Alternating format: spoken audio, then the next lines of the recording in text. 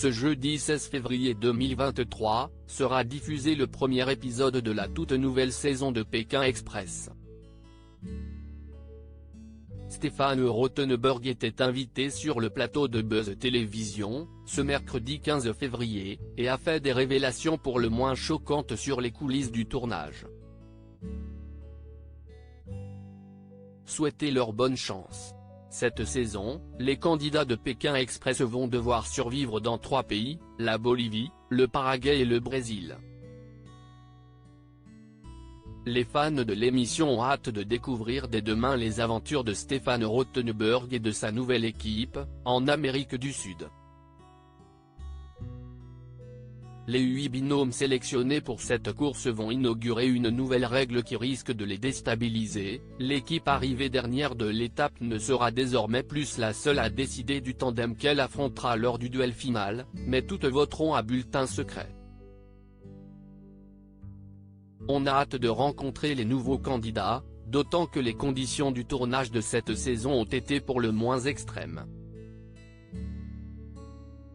Le gourmet de Top Chef se rappelle avec une pointe de répulsion sa rencontre avec une Parapondra clavata, communément appelée fourmi-balle de fusil, une bête qui doit son nom à la douleur qu'inflige la piqûre de son dard.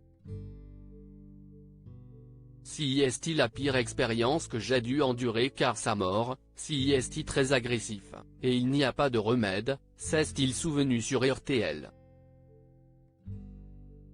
Invité du plateau de Buzz Télévision, il en dit plus sur les coulisses du tournage, qui ont été éprouvantes.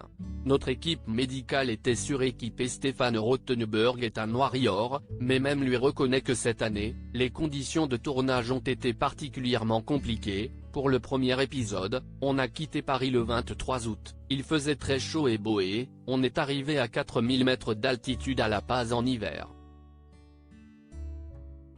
Il faisait froid.